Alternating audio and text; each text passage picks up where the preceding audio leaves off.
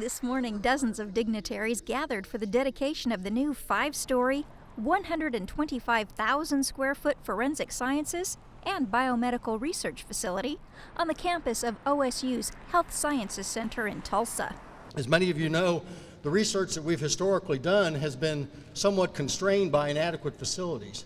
And we're very pleased to say that that is no longer the case, and we look forward to some really great things out of our excellent faculty and the research scientists that we have here now. The OSU Forensic Sciences and Biomedical Research Facility is, in the simplest terms, a place dedicated to the safety and security of our citizens and to scientific achievement. About half the building is used for the police department's crime labs. The rest is filled with labs and classrooms for training the next generation of forensic scientists. You can see the size of the shoe. People like Kelly Spencer from Broken Arrow. She's a graduate student in the forensic science program. I'm studying forensic toxicology. I have always been fascinated by different chemicals and things like that, so it was after I graduated from OSU, I was like, well, I should probably get my master's in something, so I decided to come here. The well-equipped, spacious labs give students hands-on experience in both student labs as well as internships working side by side with forensic experts in the police department's labs. On one side of the third-floor hall, students have labs that look just like the actual police DNA and microbiology labs on the other side of the hall. Well, it's really good because we can interact with them more than when we were back at the old lab.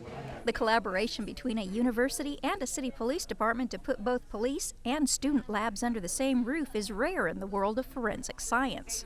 It's one of only 8 such programs in the nation, accredited by the American Academy of Forensic Science. Here, students and others also have the space and high-tech equipment necessary to conduct groundbreaking research in the forensic fields.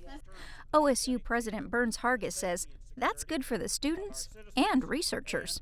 He adds it's also good for the state's bottom line. I think this is one of the most significant economic development events in Tulsa's recent history, because the research that's going to be going on those floors above the forensic labs, which are on the first 2 floors, is going to attract research dollars from all over the world.